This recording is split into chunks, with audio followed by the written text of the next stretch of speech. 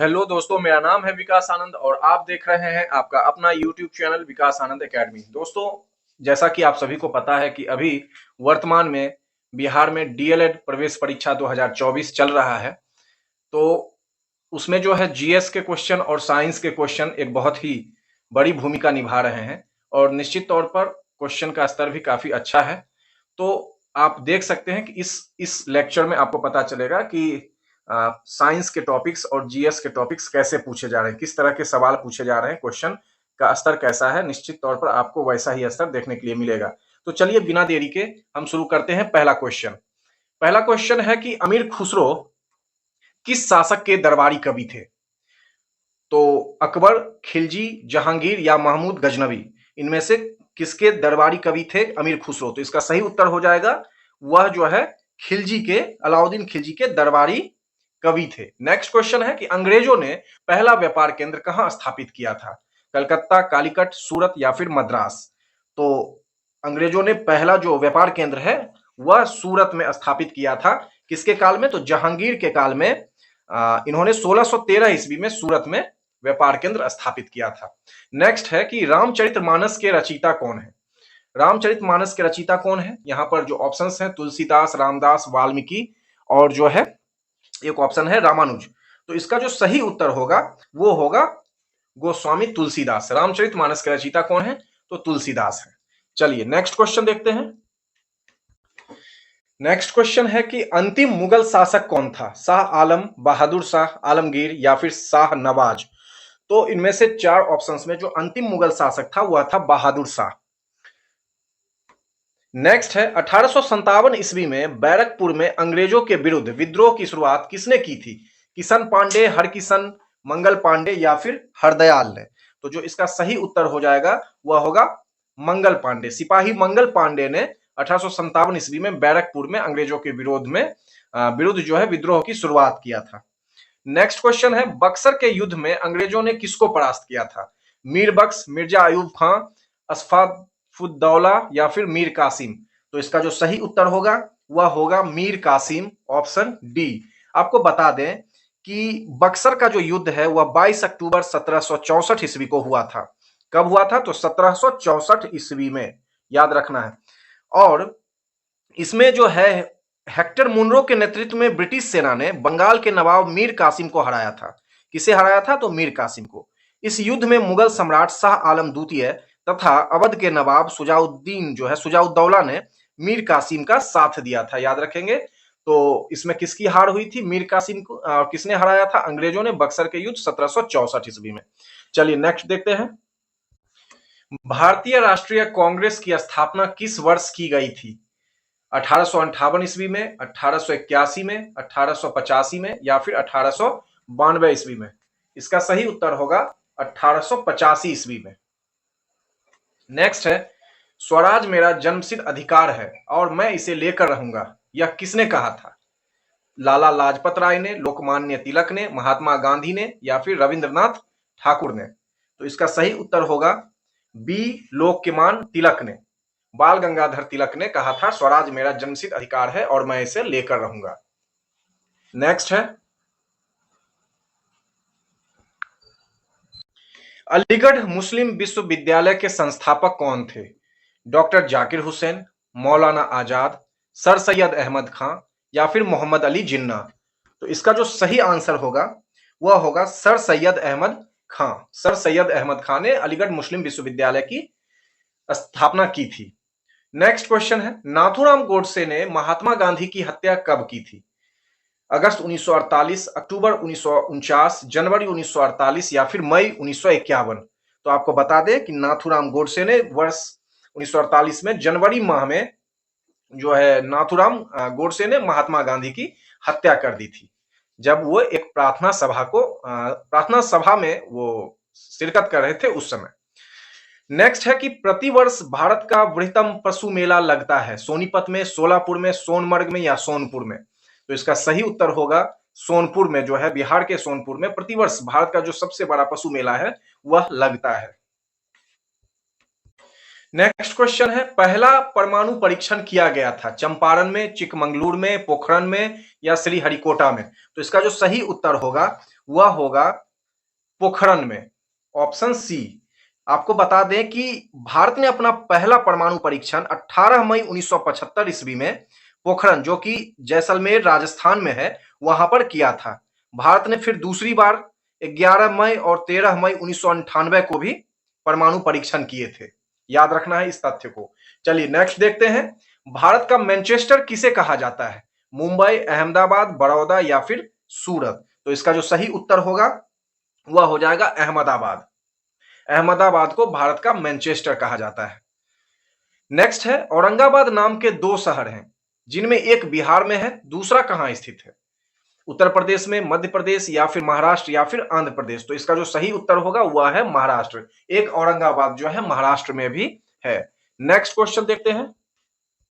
निम्न में से कौन सी जोड़ी सही है?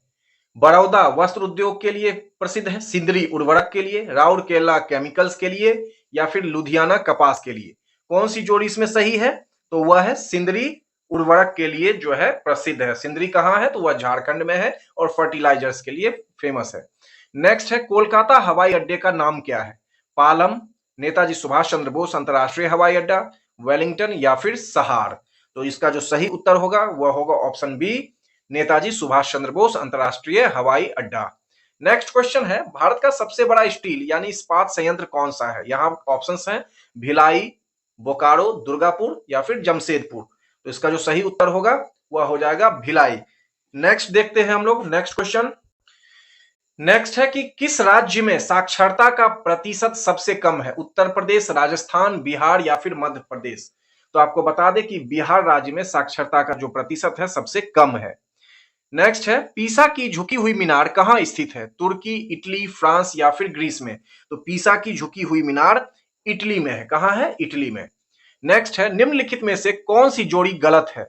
जमशेदपुर पुनपुन नदी के किनारे है, जबलपुर नर्मदा के किनारे, लखनऊ गोमती और कानपुर गंगा? तो इसमें से जो जमशेदपुर है वह पुनपुन नदी के किनारे नहीं है और इसीलिए यह जोड़ी गलत है। जमशेदपुर जो है स्वर्ण रेखा नदी के किनारे है, याद रखेंगे।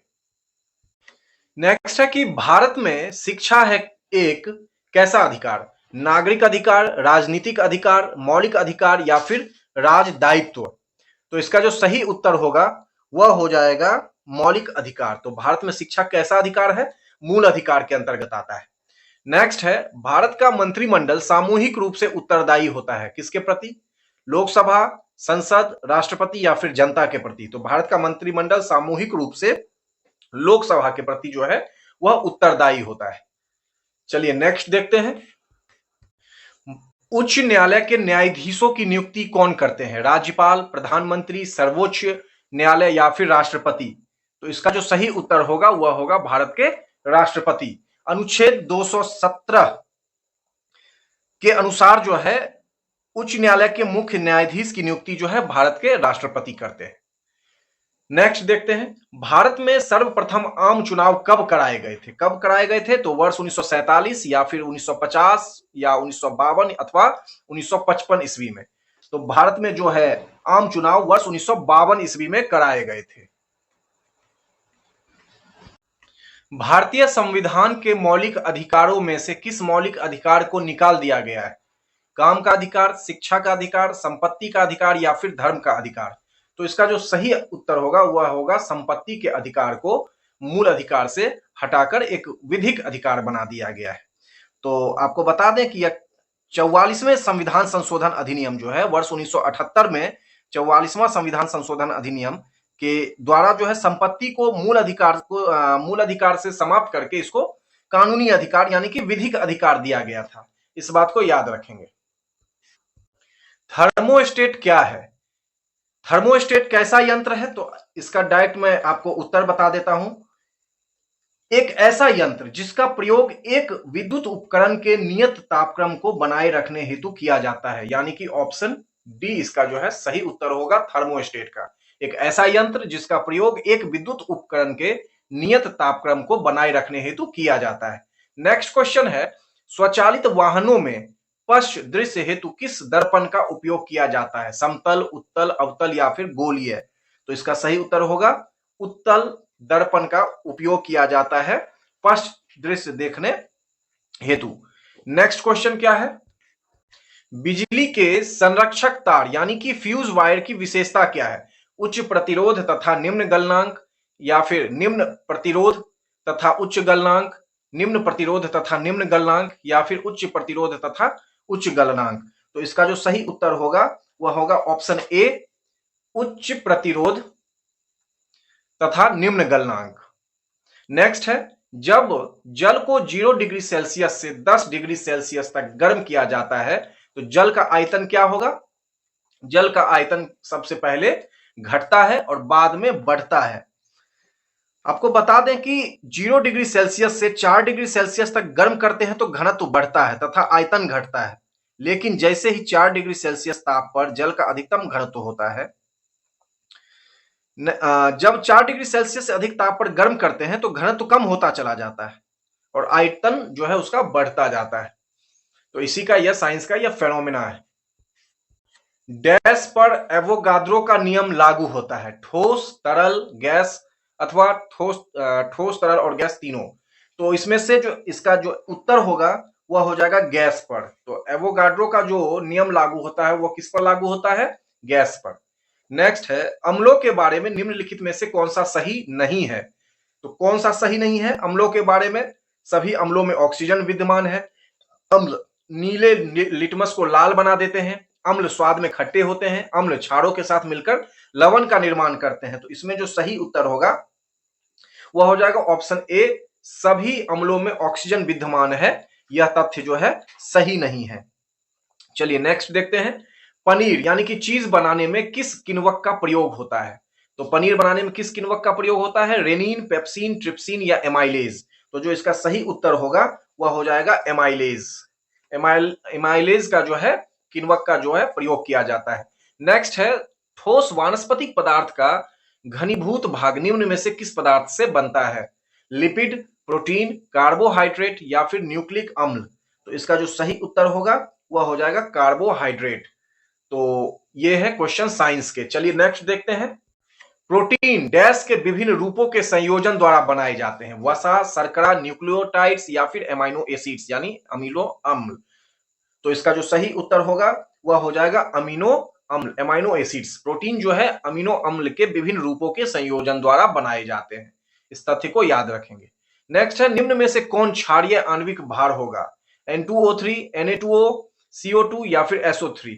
तो इसमें से जो है क्षारीय आणविक भाग कौन सा होगा? आणविक भार कौन होगा? तो इसका जो सही उत्तर है वो हो जाएगा Na2O। नेक्स्ट देखते हैं, किसी तत्व का समतुल्य भार 12 है तथा इसकी संयोजकता 2 है, तो इसका आणविक भार कितना होगा? 38, 12, 14 या फिर 24। तो इसका जो सही उत्तर होगा वह हो जाएगा 24। निम्न धातुओं में से कौन प्रकृति में सर्वदा मुक्तावस्था में पाई जाती है? सोना, चांदी, सोडियम या फिर तांबा। तो जो सोना धातु है वह प्रकृति में सर्वदा मुक्त अवस्था में पाई जाती है। नेक्स्ट क्वेश्चन है, विटामिन सी का रासायनिक नाम क्या है? साइट्रिक अम्ल, ऑक्जेलिक अम्ल, एस्कॉर्बिक अम्ल या फिर ब्यूटेरिक अम्ल। तो विटामिन सी का रासायनिक नाम है एस्कॉर्बिक अम्ल। ऑप्शन सी सही होगा। नेक्स्ट है, पेट्रोलियम में समांगी मिश्रण रहता है? कार्बोनेट्स का, कार्बोहाइड्रेट का, हाइड्रोकार्बन का या इनमें से कोई नहीं। तो इसका जो सही उत्तर होगा वह हो जाएगा हाइड्रोकार्बन का। तो पेट्रोलियम में जो है समांगी मिश्रण किसका रहता है? हाइड्रोकार्बन का।